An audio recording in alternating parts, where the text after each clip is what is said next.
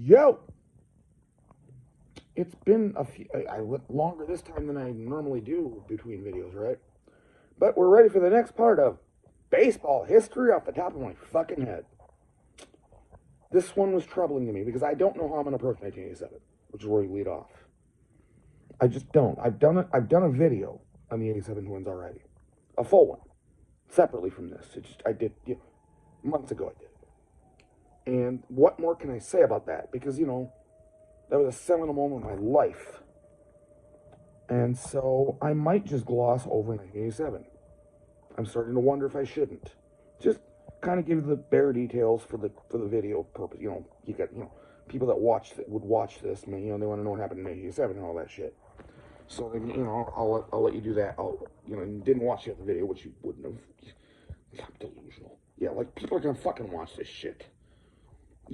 But so 87, I'm a Twins fan, of course, and not expecting shit because nothing ever happens good for the Twins. We've had a couple of down years there in 86 and 85, ever since the 84 fiasco where we blew the division in the last week or 2 weeks or whatever.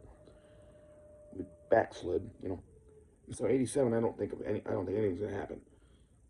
And they just kind of weirdly they're not. God, I'm rehashing the same shit. They're not overwhelmingly great or anything. They just lead the division most of the year. And they never lose the lead. They're terrible on the road. I covered it all. They were great at home, especially at the end of the year. My God. Terrible on the road, though there's going to be times where they do win games on the road they need to win. And they get it done in the end. They beat the Cardinals in 7, of course. I'm glossing over it. I'm not going to go deep into it, except to say that when that last out is made, okay,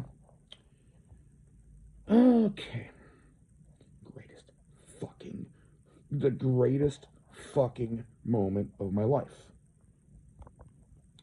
To this day. And you're all thinking how pathetic that is. But I don't have any kids or anything, so I can't or a wife or anything like that. So I can't talk about my marriage or the birth of my child or whatever the fuck, people always say. Because you have to say that, because if you don't, you're going to get kicked out of the family. Well, I don't have any of that. So I could say this. It was the greatest fucking moment of my life. At 15, I got to experience at age 15. Here's how I'm going to approach it. Okay.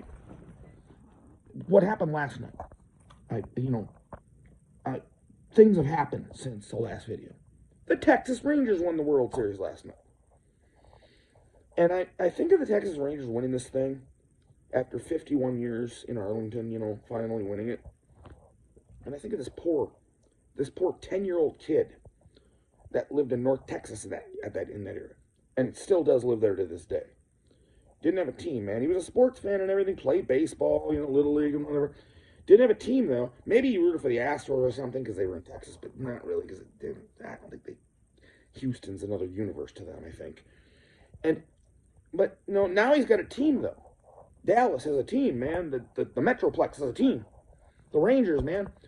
And he roots for the Rangers and endures shitty baseball for the 70s, for the 80s, for most of the 90s, except for the years where they make the playoffs and get beat by the Yankees. Sound familiar? Twins fans, yes. And then in the 2000s, not much happens there. I think they get beat by the Yankees again at least once. But they're mostly shitty. It's just shitty. And then you get into the 2010s, and oh, God. They make the 2010 World Series, which that one is just, they play the Giants and lose. I can't remember how many. It was like 4-1 or something. That's not really a catastrophic thing. They at least made it fine. 2011. Ugh. 2011, man, that's like a Red Sox fan experience that they went through. Only doubled. Because they had 2 straight innings in which they were 1 out away from winning the World Series. Blew it both times. Lost the game. Lost Game 7. I think there was a support line in New England that was sprouted up that night. Because they know. They see an opportunity. Because they know what this, yeah. Anyway, I imagine this kid that was then 10 and is now still a fan, still living in North Texas, working his life and all that. Still a Rangers fan, just devastated. And I think of that guy. He's still alive today. And I think of that guy and what he got to go through, what he got to experience last night. At age 61, let's say. And I got to do it at 15. And then again, well, it's still in the future, probably in this video. I hope. I hope we get that far. It's only 4 years. But at 19, world championship, baby. Just the greatest feeling a fan can experience. Winning a world champion in your sport. And those are the only two in my life I've ever experienced. You know, forget the fucking Vikings and all the others. No, nobody. Just the Twins. Which is why I will never abandon the Minnesota Twins. Never. Just ever. They could lose 110 games. They could go early 60s Mets mode on me. I wouldn't care. I'm still a Twins fan. Because you came through for me twice. The first time it would have been alone would have been enough, but no, you did it twice. And this mythical Rangers fan I just invented, and I'm guessing there are people out there exactly like that. Big city, yeah, you know, it's a big place, the Metroplex there. Millions of people. There's got to be several that had exactly that experience. And I'm glad you got to experience it, brother. I'm glad you got to experience what it's like. This is great, isn't it? Oh, it's fucking great. God, it's just fucking great, man. Oh God, they did it, man. Your team did it. I'm only sad that I got to do it at 15. You had to wait till you were 60. Which, you know, but you know what? I bet it was better for you. Because at least, you know, when I did, you know, I didn't know any better yet. You, I mean, have been through shit for 2.5 decades, 3.5 decades. Whereas I only got like 5-6 years of being a fan before I experienced it. So I didn't have any heartbreak per se. I just thought we just sucked. But then we just suddenly won the damn thing. And so, yeah. Congratulations, brother, sister, whoever you are. And all the Ranger fans, too. I was so glad you guys won the World Series. There's nothing to do with 87. This is how I'm going to approach it. I'm glossing the hell over 1987 because I have already covered it. The Twins win the World Series. Yes, we know. And it was great. I've just talked about my emotions regarding it and how it ties into what happened last night. To me, at least emotionally and intellectually. And so, yeah, we'll just move past that. You know, not much more to say, really. Was there anything else about 1987 that was noteworthy? Not really. I mean, I don't know. Not really, no. I mean, you know, it was the greatest thing that ever happened to me in my fucking life. That's about as far as I can go with it. And I've already covered that. But I covered it again more emotionally and more in depth and tied it in with the Texas Rangers of 2023, which I think was kind of cool to do that. I think it worked. Okay, so, by the way, notice I turned the fan off this time. Yeah, I know, a lot of these videos that you get, listeners, why aren't you turning the stupid fan off? Well, because I'm stupid. But I'm going to start doing that from now on. You know, we're not going to have any background noise anymore. You can hear me better. I don't have to put the fucking thing up there when I re-listen to it. What the hell are you rambling about, you fucking moron? Hey, my other personality just came on again. Hey, guy. You want to go? I'm just kidding. Anyway, though, okay, so let's move on. Okay. That's 1987. The Twins win the World Series. Okay, we all know. We all know that. Okay. I had to get past it somehow. 1991 is going to be a similar challenge, because they did the same thing with that.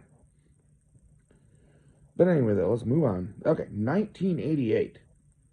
Not a lot that year happened that really impressed me, but there is that one thing, that one big elephant in the room, man. During the World Series. Now, the Twins actually, I'm going to get back to the Twins again. It's going to be a lot of that, by the way. Well, not so much in the 90s once they get past the World Series, because they sucked. But the 88 Twins actually won more games than the 87 Twins did. Actually, we're a pretty good baseball team. And Frank Viola got the Cy Young and everything, and it was great, except for one problem. This up-and-coming, and now they came and went, Oakland A's team. Yeah, the A's are back. You know, God, this is a historical thing when you think about it. The athletics franchise through history has done this. They just kind of come out of nowhere and win like 3 pennants in a row. They've done it before. They did Connie Mack and Charlie Finley, and now this. And they win 3 pennants in a row here, starting in '88. And they just blow the hell past us. There was never a doubt they're going to win the division. We were never in it. We finished a solid second, though. But they win the division by a long, and then they get to the World Series, and they play the Dodgers. Now, that Dodger club may have been, it's up there with one of the worst teams as they were constructed in the actual World Series. Now, let's be fair here. And there's a prime character in this that really isn't part of the team because of injury. Though he is the key to the story, to be honest. It's kind of weird that I put it that way. That without that guy, this is like the worst lineup in the history of the World Series. Absolutely dreadful. Just God. Like, their fucking best guys like Mickey Hatcher, for the love of God. A former two. I'm exaggerating, but, pretty much is. They got Franklin Stubbs. But their key star that whole season had been, of course, Kirk Gibson, which you all know that's where I'm going with this. And their pitching, the pitching, Oral Hershiser, and, everybody. That's a one in the World Series that year, was Oral Hershiser. Single-handedly, almost. That guy, man, that fucker was a bulldog. Close the thing out with a complete game shutout, I think. Just great. But Kirk Gibson, injured both his legs separately. Couldn't play in the World Series, supposedly. But it was really weird. They left him on the roster. He wasn't going to play, they said. But they left him on the roster. And then you get game one of that thing. We go to the 9th inning. Oakland's leading, I can't remember the score. I think it was 4-3. I think it was a one-run game. Let's say 4-3. I think it was 4-3. Whatever. It doesn't matter. It was a one-run game in the 9th. Bottom of the 9th. The Dodgers come up. Okay? Dennis Eckersley is pitching for Oakland on the mound, and he's maybe, other than Mariano Rivera, the greatest closer I ever saw. Used to be a starting pitcher, a pretty good one, to be honest. Threw a no-hitter once. But now he's converted to bullpen, found out he's really, really good at this shit, and he was. Good God, was that guy good. And he's pitching. He's on the mound, man. It's lights out time, right? Man. Great pitcher. Just great relief pitcher. He's on the mound. Oakland, or the Dodgers down a run, right? And they get a guy on base, I believe Mike Davis, I think.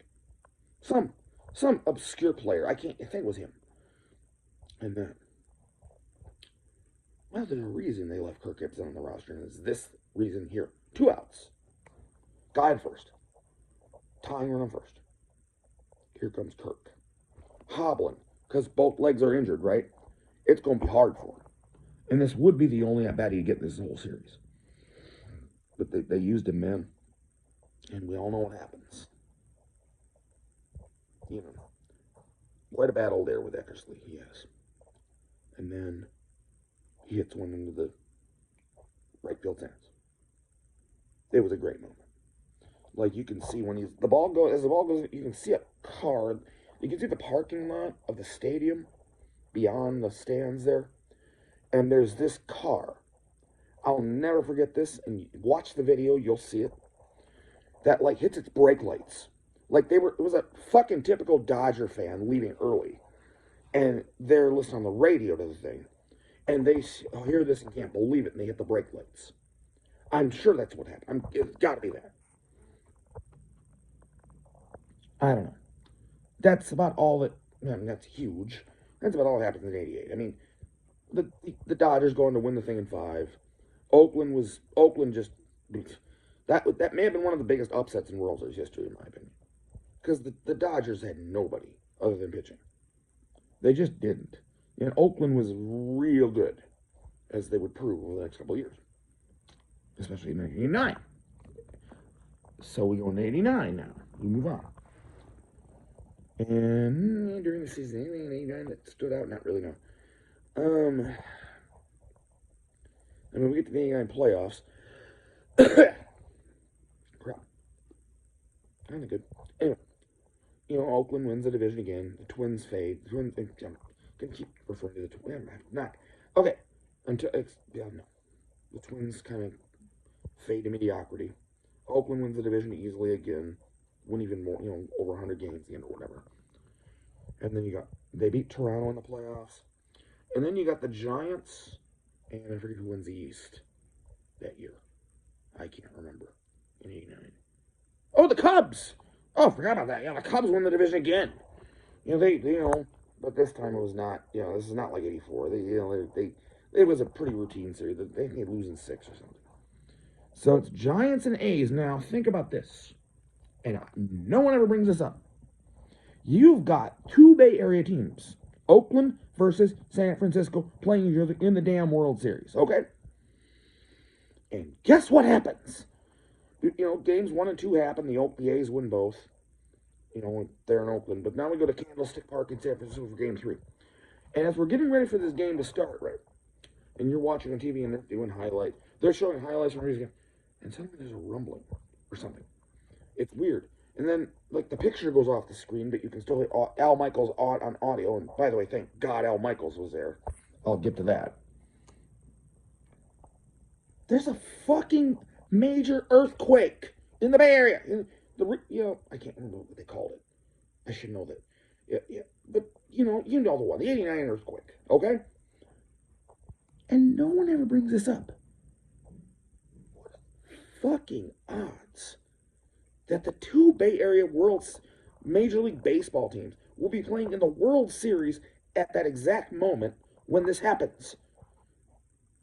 I bring this up sometimes on Facebook and people just shout it down. Whatever, it's just random. No. This is just weird.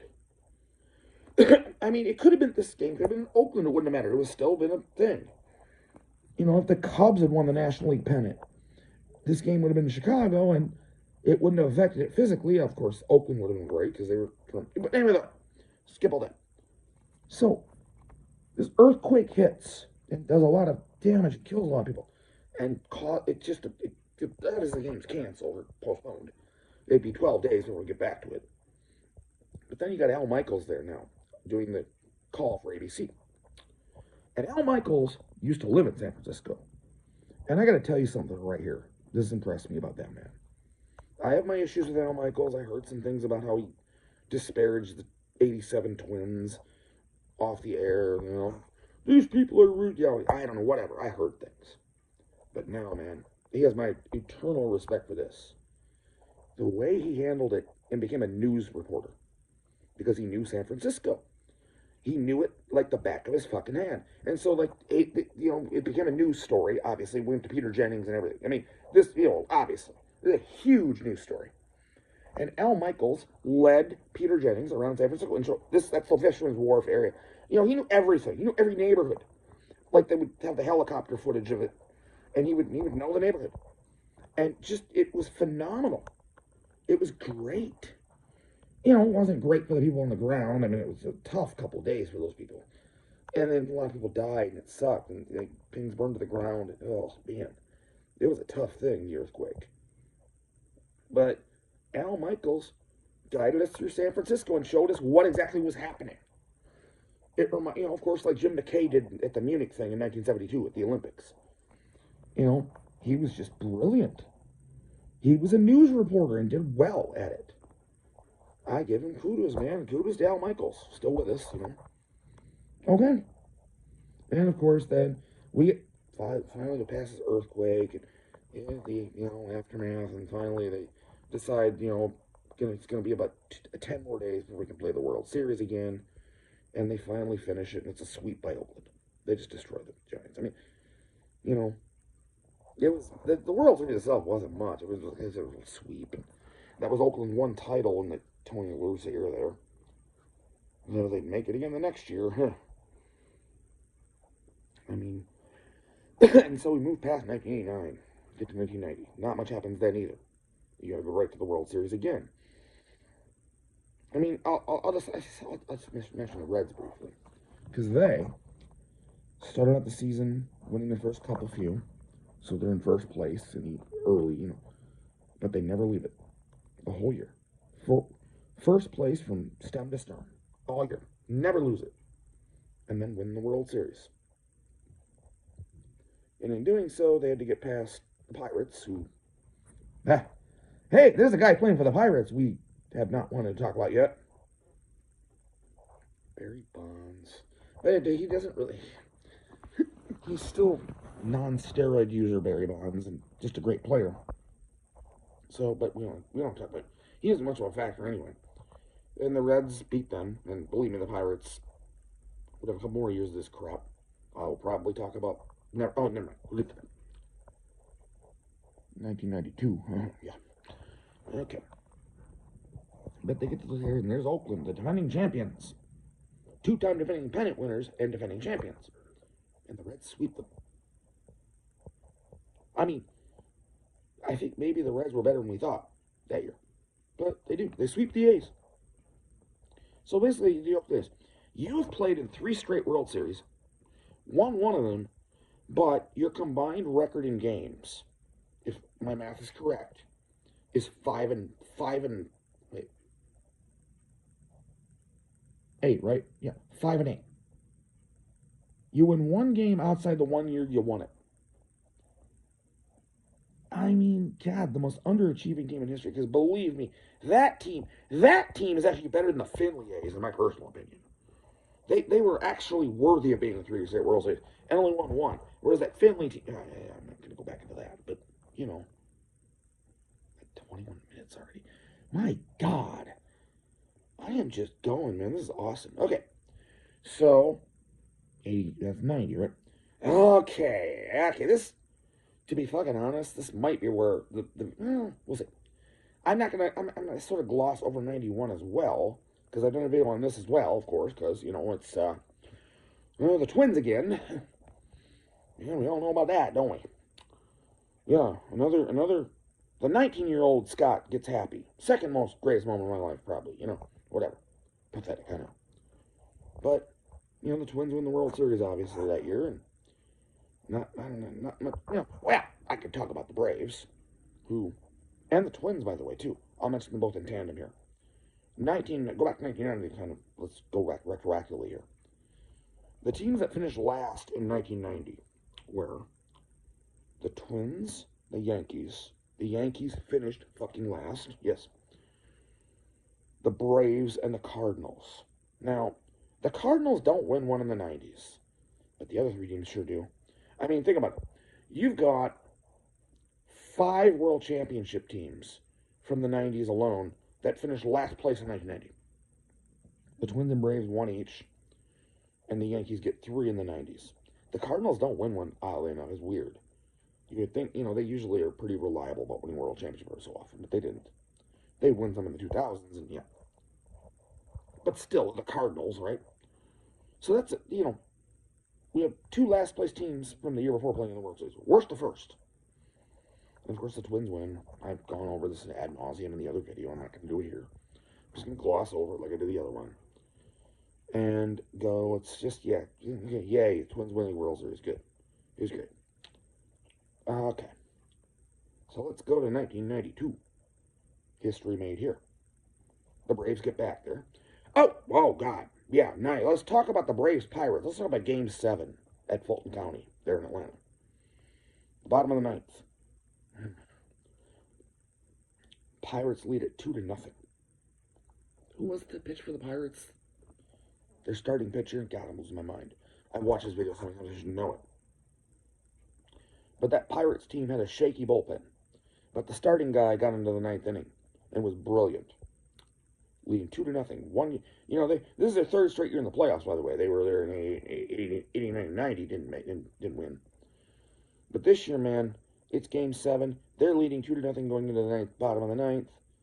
I wish I could remember. God, what the fuck is the starting pitcher of the Pirates' name that day? He was brilliant until the 9th inning. He finally hit his limit. But we go to the 9th, and he's shaky. They have to take him out, and their bullpen has been shaky all year. Kind of like the 86 Red Sox in a way. And so they bring in other guys, and the Braves rally. It's kind of sad to watch. If you watch the video and it's on YouTube, you can watch that inning. It's on YouTube. It's pretty sad. It's not Rick Roden. Who is it? God, I can't. Oh, Doug Drabeck. Fuck me. Doug Drabeck is the starter. And then they bring in, I think, Patterson, and I can't remember who they bring in. But these guys were not able to stem the tide. The Braves rally. They win the game on Francisco Cabrera, this kid who had like 12 at bats all year. You know, he's a pinch hitter for the pitcher basically.